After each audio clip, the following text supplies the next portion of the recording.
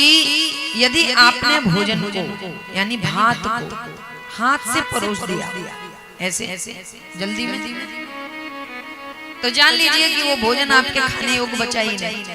तो यहाँ पर बोले शास्त्रों ने वर्णन किया है कि भोजन परोसना है तो नमक को, तेल को, घी को और भात को कभी भी हाथ से नहीं परोसना चाहिए।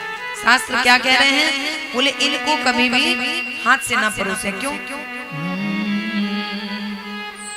लवणम व्यंजनम चैव घृतम तेलम तथैव च लेयम पेयम चाविवदम हस्तदत्तम न भक्षये।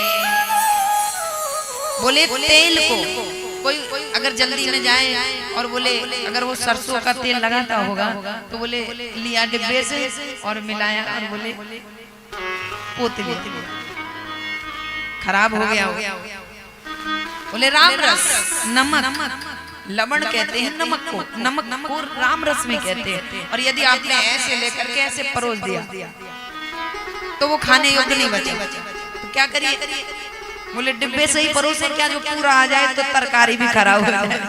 नहीं, आप उसे ढक्कन में लीजिए, कोई और तरीका अपनाइए, चम्मच ले लीजिए फिर परोसिए। फिर वे चारों ही पकवान पाने योग्य हैं। और घृतम जैसे हमारे हाथ में चपाती है, रोटियां फुलके, तो बोले हमने निकाला उंगली से घी ऐसे। और एक कहावत भी है ना, सीधी उंगली से घी ना निकले तो टेढ़ी कर लो।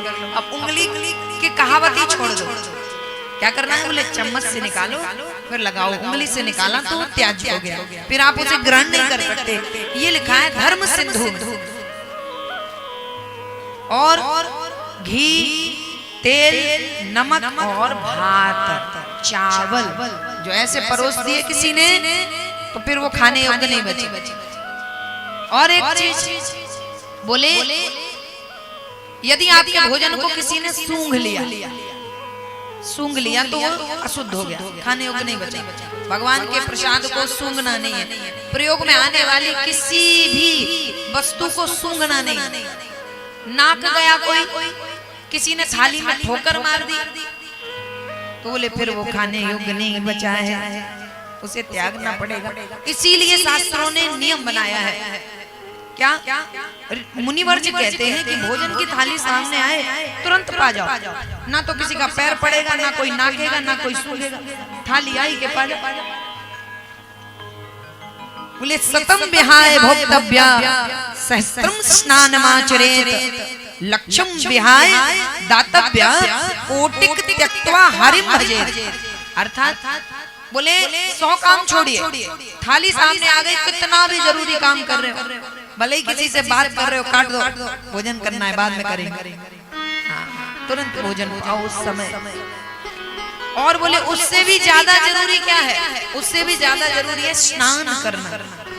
बिना स्नान के कभी भोजन नहीं करना चाहिए। कहा जाता है कि स्नान भी एक साधना है।